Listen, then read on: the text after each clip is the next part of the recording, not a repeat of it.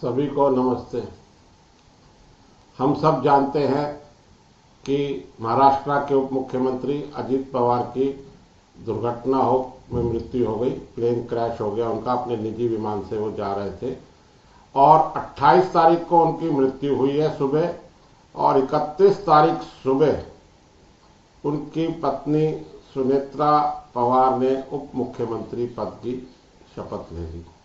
इसमें काफ़ी आलोचना की जा रही है। आप और हम सब जानते हैं आजकल सोशल मीडिया बहुत स्ट्रांग है और उनकी बातों पर सब ध्यान देते हैं, गौर करते हैं, और एक गलत इमेज बनाई जा रही है कि अपना अभी तो उनके चिता ठंडी भी नहीं हुई थी। पूरे हमारे जो धर्म के अनुसार, हमारी संस्कृति के अनुसार जो हमारे विधि विधान है वो पूरे नहीं हुए थे, और उनकी पत्नी ने उप मुख्यमंत्री पद की शपथ भी ले ली। ये बात सुनने में गलत नहीं है, ठीक ही है। यह राजनीतिक परिवार है और शरद पवार क्या राजनेता है, कैसे घात न देता है वो हम सब जानते हैं। लेकिन इस बात को आगे शुरू करने से पहले मैं कुछ थोड़ा सा इतिहास में जाना चाहूँगा। इतिहास पुराना नहीं है, 1984 का है। 31 अक्टूबर 1984 1984 को तत्कालीन प्रधानमंत्री इंदिरा गांधी को उनके स्वयं के अंगरक्षकों ने गोली मार के हलाक कर दिया था या मार दिया था। और उस टाइम कांग्रेस पार्टी के महासचिव राजीव गांधी थे, वह कलकत्ता में थे, जिसको आजकल कोलकाता बुलाते हैं, और उनके साथ प्रणब मुखर्जी भी थे जो बाद में राष्ट्रपति भी बने। और उन्होंने यह खबर सबसे पहले BBC लंदन पे सुनी। उसके बाद उन्होंने प्रधानमंत्री कार्यालय से कंफर्म किया। उनको रास्ते में ही फोन मैसेज आया ज्ञानी जैल सिंह तत्कालीन राष्ट्रपति का, वो भी विदेश में थे, कि मैं वापस तुरंत दिल्ली पहुंच रहा हूं और आप भी दिल्ली पहुंचे और आपको वहां मैं प्रधानमंत्री पद की शपथ दिलाऊंगा। ना किसी मंत्रिमंडल का प्रस्ताव, ना इंदिरा गांधी का भी अंतिम संस्कार हुआ था, कुछ नहीं हुआ था। इधर ज्ञानी जैल सिंह विदेश यात्रा से 3-4 घंटे की यात्रा करके दिल्ली पहुंचे, उधर कलकत्ता से राजीव गांधी दिल्ली राष्ट्रपति भवन पहुंचे और शपथ की तैयारी हो गई कि अभी आपको आनंद फानंद में प्रधानमंत्री पद की शपथ दिलाई जाएगी। राष्ट्रपति ज्ञानी जैल सिंह के सलाहकारों ने, उनके ऑफिस और उनके जो अधिकारी हैं, उन्होंने मना किया कि राष्ट्रपति अपनी तरफ से कोई काम नहीं करता, उसके सामने कोई प्रस्ताव होता है सरकार का या किसी न्यायालय का, तभी वो उस पर कार्रवाई करता है। और किसी प्रधानमंत्री को शपथ दिलाने के लिए उसका प्रस्ताव आता है पार्टी की तरफ से या पार्टी के गुटों की तरफ से। ऐसा कोई प्रस्ताव नहीं आया है। लेकिन राष्ट्रपति ने कहा कि मैं इंदिरा गांधी का एहसान उतारना चाहता हूं और मैं उनको आज शपथ दिलाऊंगा। और राजीव गांधी शुरू में थोड़ा झिझक रहे थे, लेकिन उनको तैयार कर लिया गया और उसी शाम राजीव गांधी को प्रधानमंत्री पद की शपथ दिला दी गई। ये ध्यान रहे, इंदिरा गांधी का संस्कार उस टाइम नहीं हुआ था। जो आज बोल रहे हैं कि सुनेत्रा पवार ने शपथ ले ली, उन्होंने कम से कम संस्कार तो कर लिया, 3 दिन का समय तो ले लिया। लेकिन यहाँ तो राष्ट्रपति भी तैयार थे, उनको तो अपना एहसान चुकाना था और उनको तो अपनी निजी जो है, ये निजी बात ही हुई, उनको तो अपनी निजी बात पूरी करनी थी, एहसान चुकता करना था। राजीव गांधी को तो लेटर और सूनर प्रधानमंत्री बनना ही था, इसीलिए वो पायलट की नौकरी छोड़कर कांग्रेस के महासचिव बन गए थे।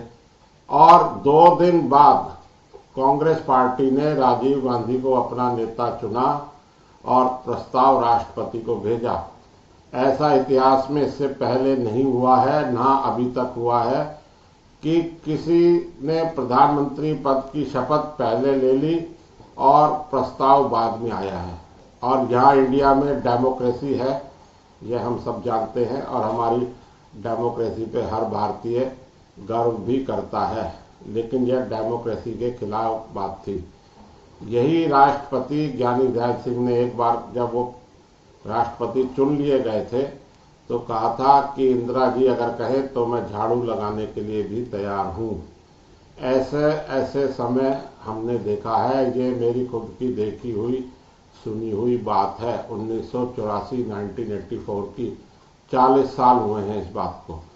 अब अगर सुनेत्रा चौहान ने जो राजनीतिक पार्टी उनकी जो है वो पूरा राजनीतिक परिवार है, शरद पवार, उनकी बेटी सुप्रिया सूले, अजीत पवार, ये सुनेत्रा पवार, यह सब राजनीति के जो है वो खिलाड़ी हैं और इनके घर में राजनीति है। ये सोते जाते 24 आवर्स जो है राजनीति करते। यह सुनेत्रा पवार है जो पहले ही एक राजनीतिक सम्मेलन को संबोधित कर रही हैं और इन्होंने शपथ ले ली। इनकी शपथ लेनी इसलिए भी जरूरी थी कि इनके चाचा पार्टी में खलबली मचाना चाहते थे, पार्टी को अपनी तरफ मिलाना चाहते थे, जो अजीत पवार का अलग गुट था, जिसको चुनाव आयोग ने असली राष्ट्रवादी कांग्रेस पार्टी की संज्ञा दी थी और चुनाव चिन्ह घड़ी भी उन्हीं को दिया था।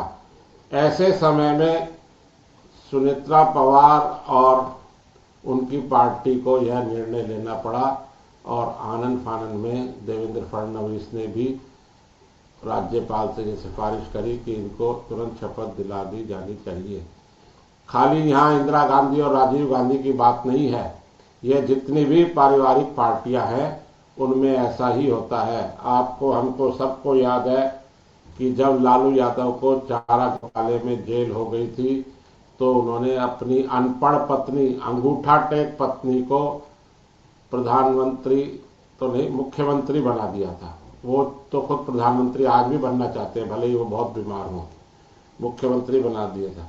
अभी 1-2 साल पहले ही हेमंत सोरेन को जब जेल हो गई तो उन्होंने अपने ही मिलने वाले अपने रिश्तेदार को ही मुख्यमंत्री पद की शपथ दिला दी कि भाई ऐसे को दिला दूं, जब मैं वापस आऊं तो मैं खुद स्वयं मुख्यमंत्री बन जाऊं।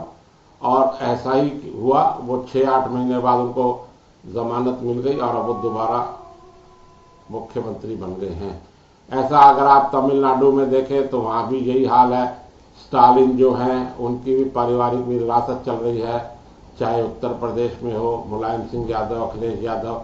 यह पारिवारिक पार्टियां हैं और यह अपना हमेशा वर्चस्व रखना चाहती है। ये मुख्य पद जो है ये दूसरों के लिए कभी भी खाली नहीं होते, चाहे जितनी भी पारिवारिक पार्टी हो। तो मेरा आज इसी माध्यम से इतिहास को थोड़ा देखने का, अवलोकन करने का मन हुआ, तो मैंने ये बात आपसे साझा की। आप स्वयं सोचें कि क्या ऐसा कभी हुआ है लोकतांत्रिक देश में।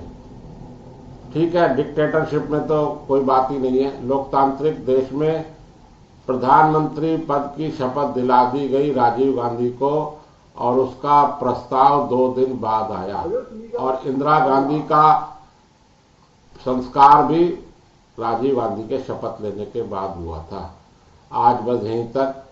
आपने वीडियो देखा, इसके लिए बहुत बहुत धन्यवाद। जय हिंद।